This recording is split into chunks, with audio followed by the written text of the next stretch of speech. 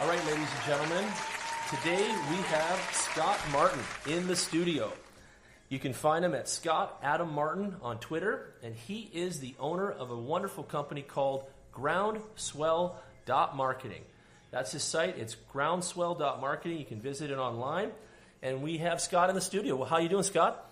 Epic. Nice. Good word. Epic. You feeling good? Well, it's been a good afternoon with you. Of course. We just finished doing a session here. Yeah. So we'll let the listeners know that Scott and I are just an intensive, personalized consulting session prior to this podcast. We've been going from this way to that way on marketing and back again. And Scott's having a lot of fun right now online, working with Twitter, working with Facebook, working with Instagram, working with companies. Let's give the listeners an idea of some of the companies you have worked with in the past.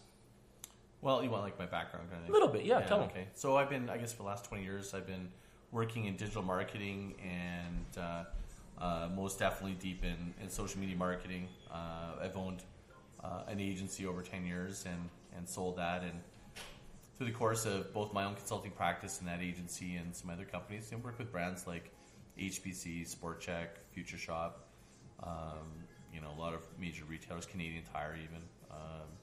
And I've kind of migrated away from working with a lot of the big retailers and larger brands over the years, and now I've been working more with really progressive mid-sized companies that are looking for basically geometric growth using social media and direct marketing and sustainable strategies is kind of where my unique point of difference is.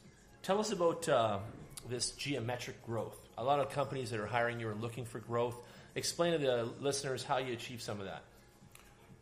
Well, I mean, it's I'm still amidst, a lot of my clients are looking at doing that. So I can't point to anybody that right now is experiencing geometrical growth, but outside of actually lists. So when I say geometrical growth, it's actually around how to grow an audience geometrically.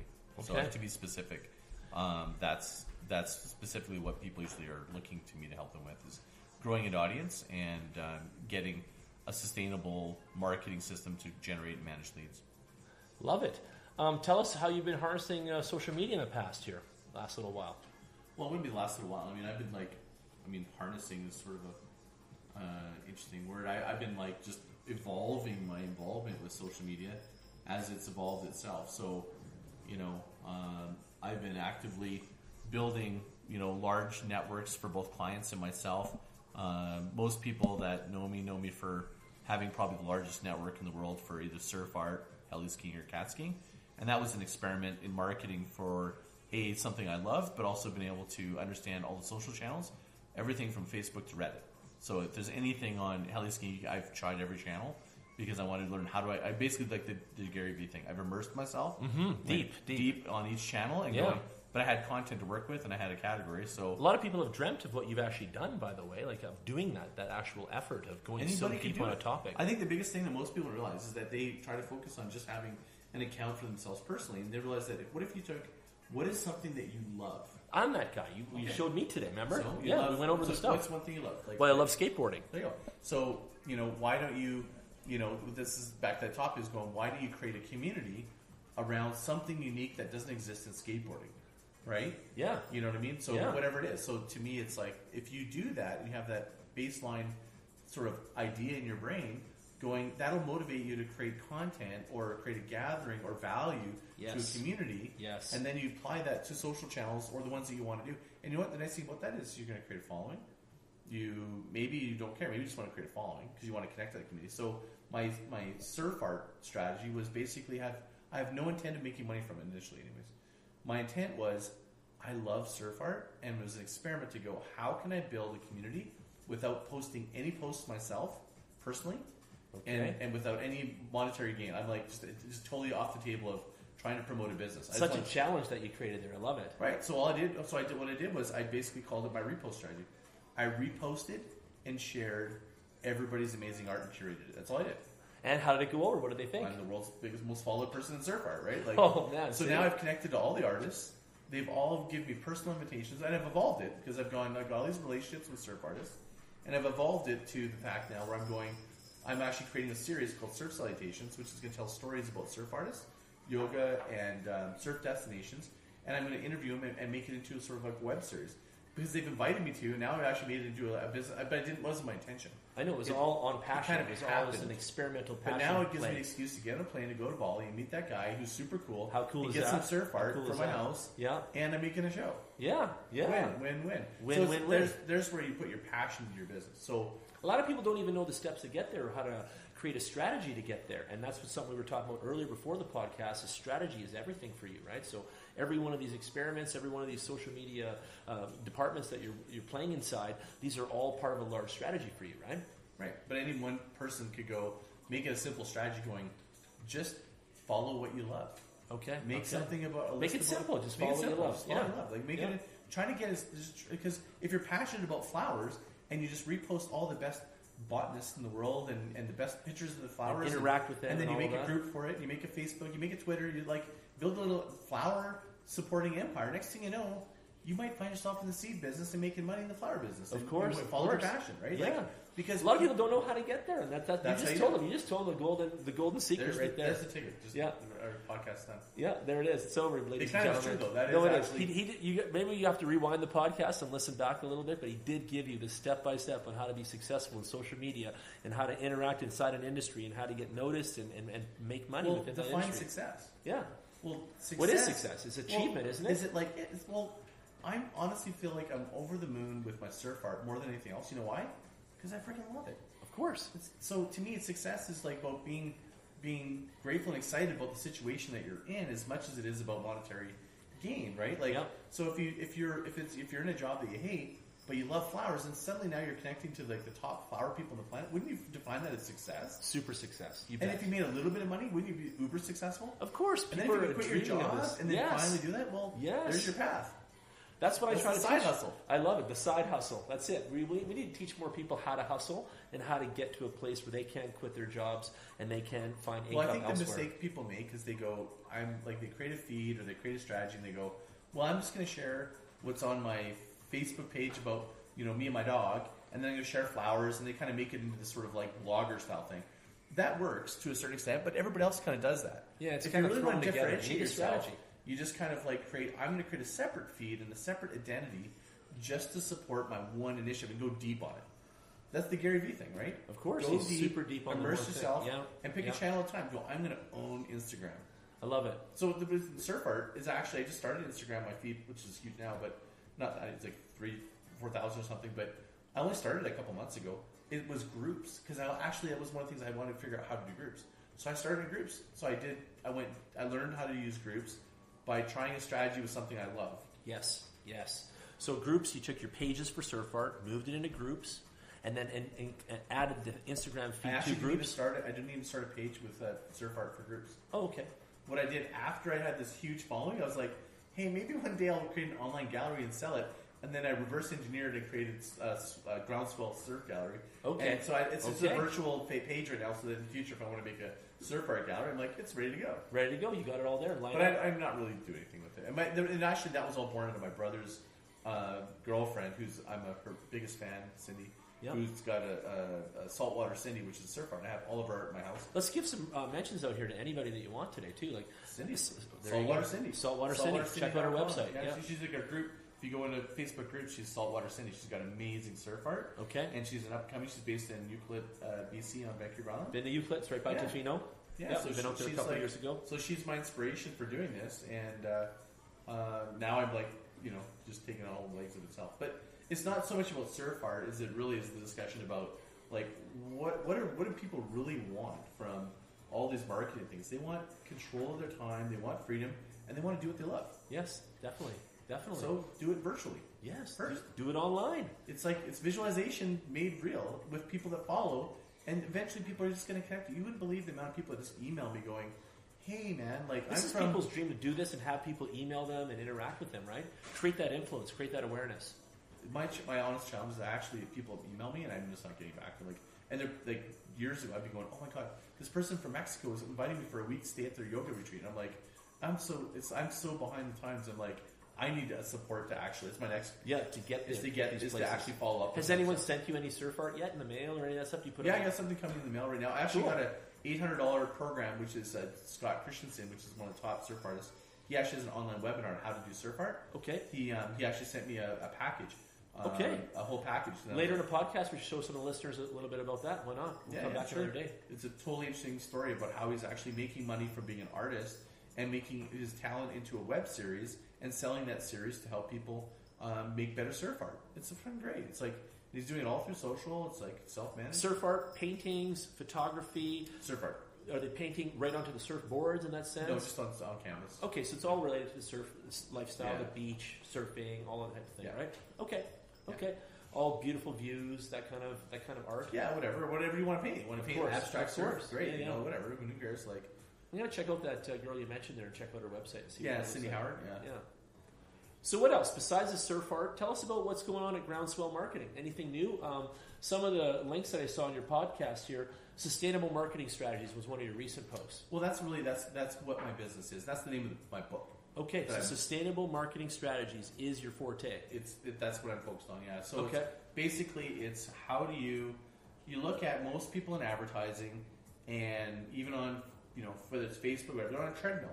The treadmill is it's this closed loop of you spend money, you get people back, and it just your whole loop of advertising it's yielding a return, but you're not getting incremental and exponential returns. So let's go back to geometric growth, right? Yeah. So the way that I believe that you do that is with my years of working with STMG and Mike Allen, was he taught me a lot about list migration and direct marketing and direct response. Is nothing's more valuable than the same email, because nothing gets in the way of that. Like social media, I have 16,000 fans on my blog, and I used to be able to reach them all. Now I reach 1%. Of course, I got paid to access them. Yes, so it's a total game. It's a rigged game. And I've bought into it too with social media. I spent all my time getting followers, and then you got to pay to play. But the real play is getting those people into your email, so that what you can do is you can actually reach them on your own dime at a lower cost over time. So what you do is I teach clients and companies how to migrate from social to advertising and have, even though it still means the objective of the campaign, they migrate and they eventually start going into their funnel. Their ongoing marketing funnel. Their email capture funnel. Or even whatever the different channels are. But it's people have told me that they think email's dead. People think that social media is dead. People are crazy out here. They don't understand how powerful this stuff is, and how companies that I can see why having people a strategy. Say that. Yeah, it's frustration. The frustration is it's like, great, I put all this money and energy into Facebook, and now it's like not giving the response. It was sold as a bill of goods of being this free, organic, great way to grow, and then the rules change.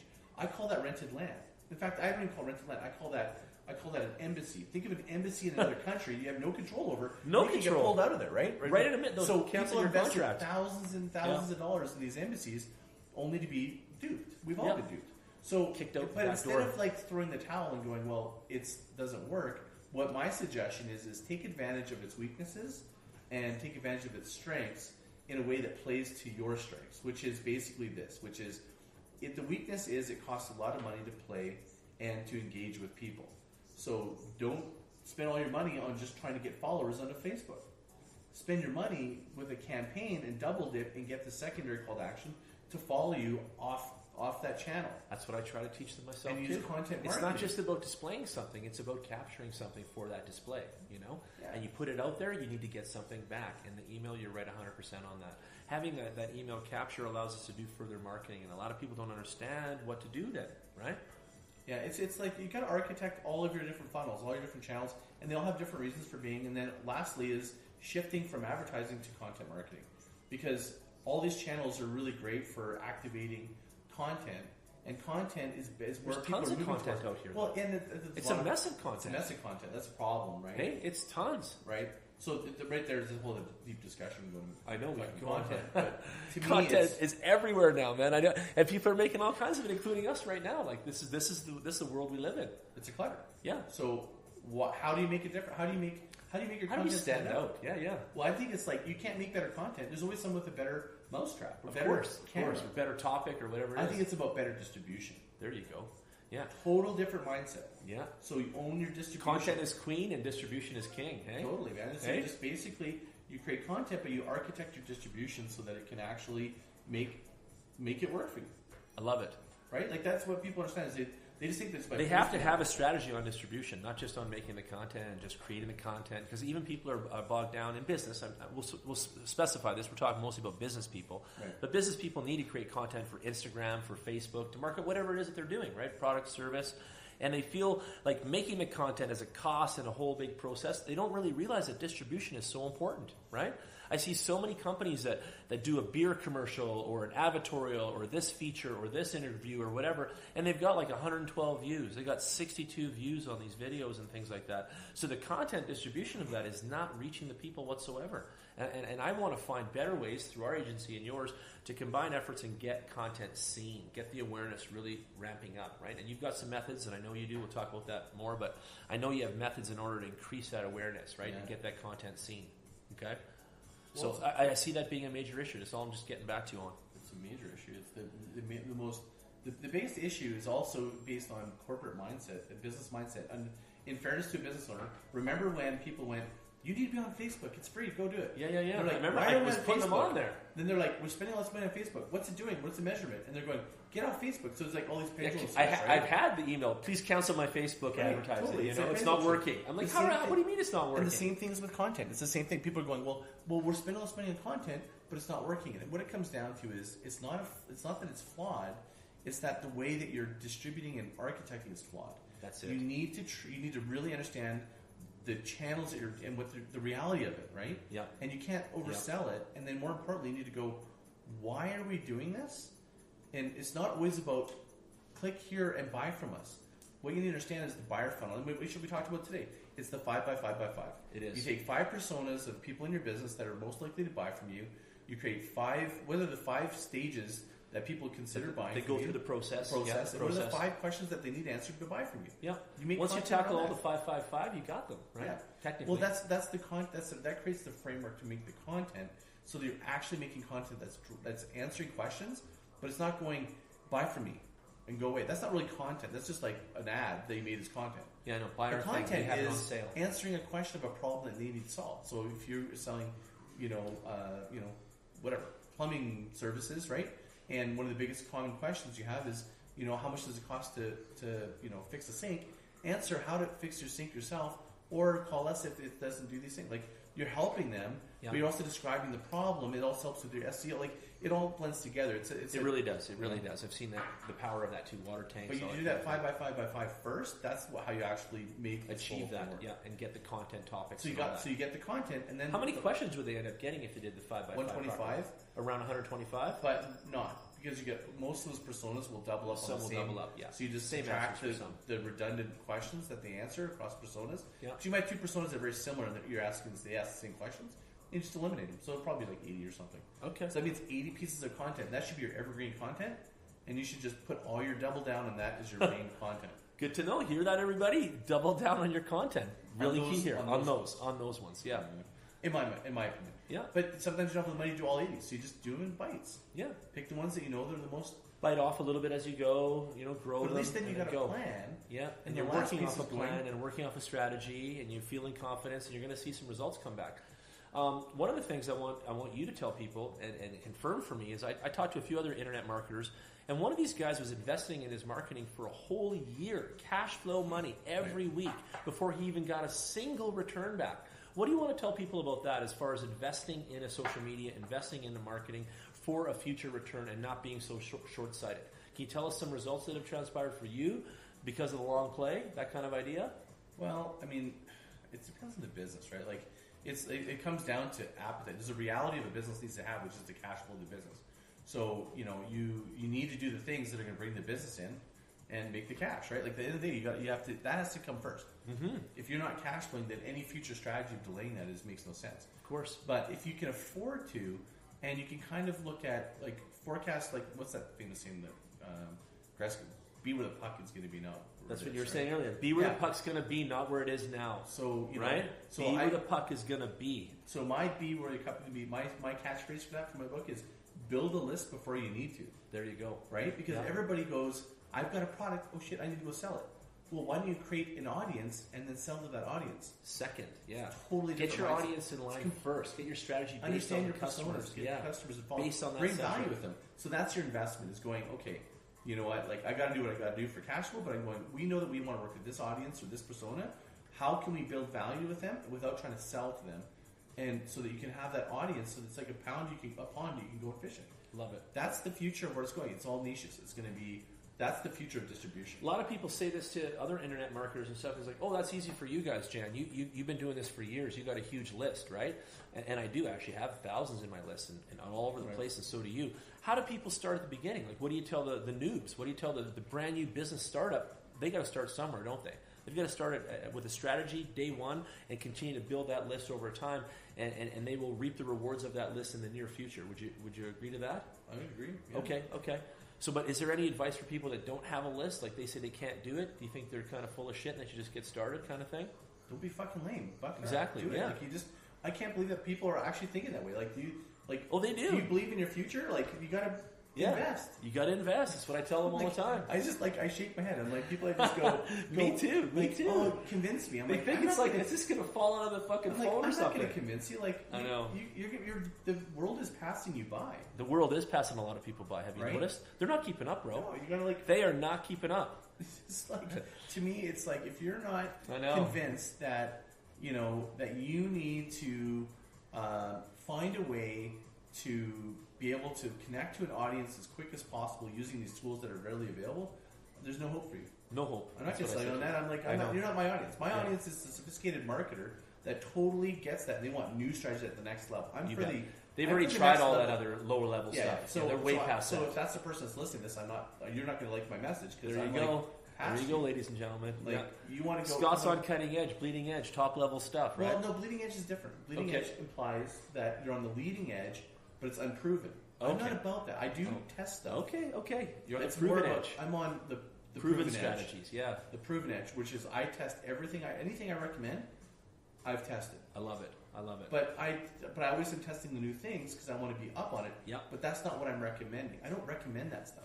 I recommend if you have the energy to toe dip, maybe on some of them, but for the most part, I won't recommend that. What do you recommend? The tried and true things that you know will execute and work? Yeah, or if I know that that's where the channel's going to be in the future. Okay. Or if I know where it's going to like if I go, look, I have every indication to believe that your audience is going to be resonating in this space or this target or this niche, we should probably invest there. And so I base it on evidence. So I believe in looking for those indicators. And you know what? Evidence leaves trails. It does so. There's always a cookie crumb trail. There's someone else that's already paved the way. Yep. And this is where people's fears gets in the way. They go, well, someone's already done that. I'm like, good. So that's good. Thank you. You paved the way. You blazed the trail for us. Yeah, we'll take the mountain bike right down here now. God. So many people go, well, someone's already done that. We'll take the bike right through here. I love it. Yeah. Well, it's good. I run into a lot of people. I'm a startup kind of guy, and I'm always looking for a progressive, forward thinker client. A lot of my friends send me referrals, and I'm always looking for people at the startup level and also at that curve of business where they're just dipping now and they need that little perk me up. They need that turbo, right? And I love the startup people. They seem to be the most open and open-minded to everything and want to try all the social media avenues, try strategies, get behind ideas, that kind of thing. And then later in the timeline, after their business has matured and things like that, and they've been through the tried a million things, that I find really difficult. How do you help those kind of people that have tried the million things? Do you go deep on them? Do you go really deep on what they've tried and what worked and stuff like that? How do you work through a company like that? Well, you got to audit what they've done and why they failed, and sometimes it's actually has less to do with it's just the way that they did it. The execution. But the challenge is because the platforms the challenge isn't the tactics and the marketing. Actually, I think the challenge is the mindset. Okay. So I'm actually like, if somebody has the opinion that they're going, look, you know what? I've tried all that. I'm over it. Then you're not. So what are you going to stop? What happens when a kid? You have a little kid. And he doesn't get up the first time, so you're going to just ignore him or not? Yeah, he's never going to walk again. Fuck, man! Like, you're gonna, I know, eh? You're going to encourage. He's never going to walk again. You're never going to give up until he walks. Why do they give up so early? Why does everyone give up so early on this stuff? It's unbelievable. It is. To me, I'm like, it is unbelievable. It's. I look at those sort of attitudes and their limiting beliefs. Those limiting beliefs, totally limiting, are going. I've already discounted that it doesn't work for these reasons. But if you look at the world, go. But someone else is. Don't you want to look for the evidence of what they did right? Of course. Maybe the person that you. I do. We do. And you know what? I fail all the time, but I keep looking for the evidence and eventually find a way. It's about persistence. It is persistence. Persistence and dedication to the craft. That's the message here. It's persistent. And you're constantly testing. Let's tell people how long you've been persisting for a minute. How many years have you been at this now? Well, with the gas on. Come on, it's been 20 years. There you go, 20 years, ladies and gentlemen. I have been hustling for 20 years. Like, I literally... 20 years of the hustle right here. She gets mad at me at 5:30 in the morning because my cell phone light comes on and it wakes you up. And you know what I'm doing? Man. I'm doing my little social media side hustle in the morning before I wake up. That's awesome. Because I don't have time the rest of the day. Mm-hmm. My biggest thing is people spend the middle of the day, their most important time of the day, doing stuff online when they should be talking to people. That's what I do. You see, I'm out all the time talking to people. I do my online time either in the evening or the morning. Never in the middle of the day. 8 o'clock till 1 in the morning. Meetings or and interacting. In the morning till 8 is when I'm doing that. Absolutely. Good style. Good style on you. There you go. Yeah. So, but that's what people do. They don't understand the prioritization of time. They don't.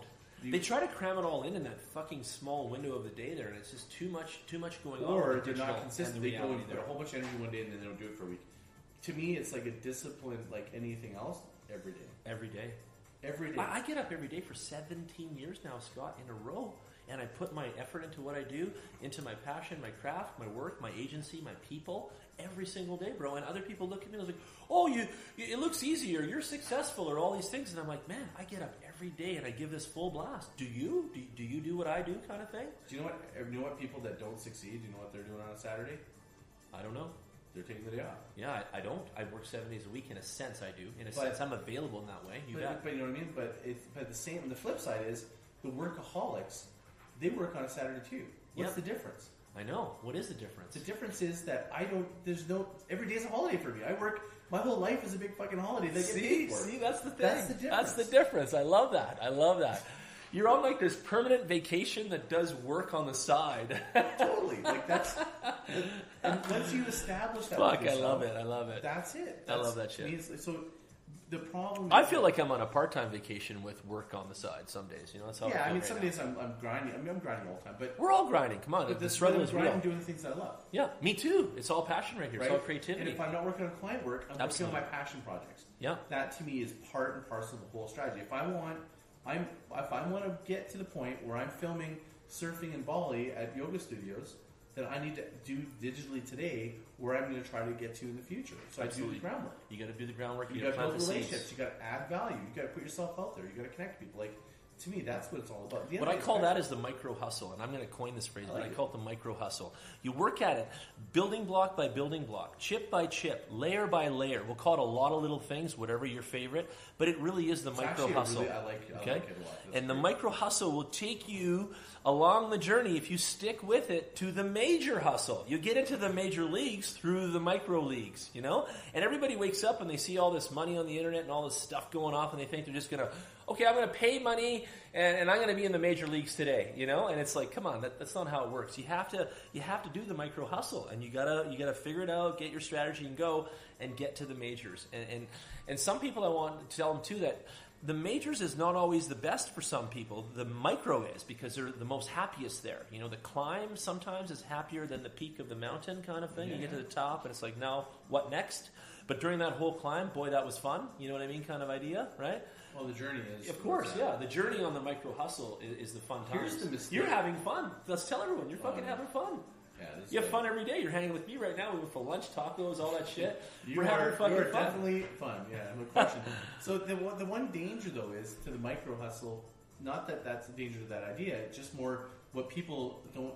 They make the mistake. I think the common mistake is they do a micro hustle. They do these little things, but they don't connect the dots. They do not connect the dots. That's the difference. Is you connecting the dots on the micro hustle. You have to make one attribute to the other. How do you do it? We talked about today. Yeah. Is if you first establish who are your tribe, who are your peeps, who are the people that you want to connect to. So my perfect example is I actually started cat skiing, and it took me 3 years to build this like network I had. You know, maybe we'll call it 30,000 followers. Then I decided I'm going to go on cat skiing because I want to get some powder and heli skis, right? Yeah. And so it took me 6 months. What took me 3 years before, because I already had people that I had credibility there. You cross-pollinated those your people, database over, and also it created exponential growth. And then I decided, well, I already did that. Why don't I start surfing Canada so I can surf? And that took me even less time to even grow faster. So it's like those are all people that surf. Those are all passion plays too. They're all passion plays, but the people who surf, technically, most of those people also ski and snowboard. There's a connection that's about the same tribe, right? So what most people do is they try something, they go away, and it's orphaned. I call it orphaned effort, right? Yeah, they leave it just dead there. Yeah, and they wonder why things don't build. I've built websites for clients that just orphaned them. They don't pay their bills anymore. They stopped going, and I wonder what the hell, they had a good thing going. Yeah. So you just got to think of, and so it's hard for people to sort of forecast ahead what they want to do. But if you take the time to go, who do I really want to connect with in my passion in my life? Who are the people I want to surround myself? Like visualize, who do I want to be? If I'm a yoga studio or I'm a yoga teacher, and I eventually want to be traveling the world doing yoga, why don't you figure out, well, that involves travel, there's destinations, there's yoga, there's all the different pieces. How can I connect to that tribe? What's the content or the context that I can create to create that world for me? Connectivity. And you do it virtually before you can do it offline. You bet. And that's the secret. Is you just got to keep. And you go. If I'm going to go, well, I'm going to start a Twitter feed, and it's going to be about the yoga studios in Calgary. Why don't you go and help every business in yoga in Calgary? Well, they're going to be their biggest fan. The biggest thing people do is it's all about me. And I noticed that about you. Like you're sharing the other businesses. You do a good job with that. Thanks. Promoting other businesses like me. Like I try to share other people. Swear to God, constantly sharing each other. Give. Yeah, give.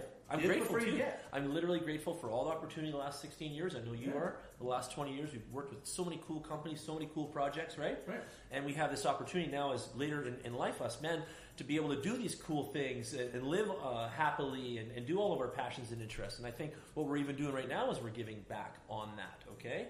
So further to all that stuff is how do we tell people, all our listeners, to do similar to what we did? What do you think some of the things were? Was it stamina? Was it sticking with the game? Because I think people drop off on some of the stuff, like we talked about, just leaving it behind after, trying it, giving up. I think they run out of gas. Okay, that's it. And the reason they run out of gas is that there's no central meaning to it. Okay. So the meaning's not giving back to them, and then the gas is not there. And so if they're just they get confidence back. If they're projecting a life they want, it's vacuous. If they're not helping other people, it has no meaning. If it's not centered around your goals, you're not going where you need to go. It's kind of shallow then, basically. They're doing shallow plays. But sometimes they just it's misdirected. They're kind of like it's like a trend or a fad. I'm going to do this, right? But if you really know who you are and where you want to go, then why don't you just really sort of start charting how do I need to get there? Yeah. Come talk to guys like him and I. Well, here, you want to know where you need to go with your startup? These two guys right here will help you. Social media, not about life, but well, chart the course in business. Yeah, I think it's really true about follow your passion. Like it's not just follow your passion. How about share and give with your passion? You bet. And eventually, you'll be able to follow that passion. Oh yeah. So a simple micro, what do you call it? Micro hustle. Micro hustle. So a simple micro hustle. Go back to that surf art thing. Was I gave back to the surf art community through the micro hustle by sharing their art. All I did was I didn't do anything in front of it. All I did was go. I put like a little wave icon and a heart or something, or I can't remember. Yep. And I just retweeted it exactly as they posted it. And you know what they all go to me. Thanks so much for supporting the industry. Thank you for reposting my stuff. Like so that feeds me, and I'm like, I want to keep doing this, right? Like, of course, it gave you the energy back. We talked about energy before. So you need to be able to do something that you give to get. Okay. So then I've basically taken it somewhere. So. Anybody could really do this. Like if they think about whatever they're passionate about, it's not just a passion of like, well, I'm passionate about baseball. Sure, you got to think about, well, do I want to make them do a business? Because some passions, arguably, you may never want to make money from. Of course, that's fine. I'm not even saying that your passion you got to make money from. You can still do content, create a business, create around value, something, create purpose around it. Yeah, be involved in things, right? It's no harm in any of that anyway. And then again, later in the future, that might go somewhere for you, right? That might transpire into something else. Let me give you might really, go to an really event associated example. with that topic. Say you're in meet the finance. right people. Yeah, you're in finance, and going, okay, I don't really want to be making a social feed about necessarily follow me for insurance. Maybe it's the most boring thing in the world, insurance, right? But you want to be successful in business, and one day you want to be. You want to sail around the world. Well, why don't you integrate sailing into your story so people they see where you come from, they see where you're going, what you want to do. It creates your personality. It makes you more attractive for doing business. Win, win, win. Like it doesn't have to be all about I'm going to create a sailing feed and for the sailing industry one day because I want to sail around the world. It's just looking at how you want to apply to what you want to do and how you learn through that. Tell the truth on this too, though, right? Like you immerse yourself in what you get back. You get learning. You learn about the industry. You learn the players, the who's who, the what's trending, what's going on. You learn so much first. Well, in this case, I'm thinking something different. You can, though, jump into it later because of what you've learned, right? In this example, I'm thinking something totally different. Okay. So what I'm thinking is, in this case, if I'm hypothetically I'm the sales insurance agent or whatever, right? Yep. And I'm just sharing, a little bit of sailing stuff with my insurance it's making me as an insurance agent interesting. Of course it is. It's giving you personality. It's not about It's me. digital personality that you're creating there. And they go, and then they ask you a question like, "You're in sailing?" Like I don't know. I'm just saying like that's just another way to apply without it being going and understand, like making it about following the industry. I see people kind of forcing things down people's throat like that. This is such a nice, gentle way. And just make yourself like more approachable. I love it. I love that right? Like style. Like if you look at nothing's more approachable than you and your pet. Like I think most people, it's a great. Where's my pet? I'm gonna grab him. Your little dude, right? Yeah, Chico. Let's put him on the live feed here. This is my pet right here. It's cute. Look at this guy. Little dude. He's got a lion haircut. So he has a big mane in the front here, and then he's got his little shaved body and his lion tail. You can see that little fluffy thing. He's like a little mouse. And he's 4.5 pounds, and he's a real long-haired, purebred Chihuahua. And we love animals, and we take care of animals just like we take care of ourselves and our peeps, right? And our clients and our customers. He's so awesome. There he is. My God, say hi to everybody. So freaking cute. My name is Chico, and I'm on Facebook Live. Has this been Facebook Live the whole time? Of course it is. Yeah. Oh my God, I thought you were just recording this. I thought we were doing a podcast, not Facebook Live. Oh no, it's Facebook Live and the podcast. We've been going double dude, whammy here. Who the F is watching this on Facebook right now? It's going. All my friends. Oh, dude. All my friends are loving this stuff. It's great. This is good times. I had no idea. Okay. We should probably wrap it up. I know you got to get out of here too. So this has been great. Thanks. I want everyone to follow Scott's feed. So it's Scott Adam Martin on Twitter. That's Scott Adam Martin. And groundswell.marketing. So he's got a new .com idea, but it's groundswell.marketing. So GROUNDSWELL.marketing. And Scott will be back in the studio another day. He's going to share more of the future talks with us on some of his sustainable marketing strategies. Exploits. And he's going to fill us back in on the micro hustle and what's working and who's working what. And he's going to help me develop the micro hustle. So we got a lot of work to do, everybody. And we'll be talking to you soon. So I'm going to say goodbye, and we'll see you on the next podcast.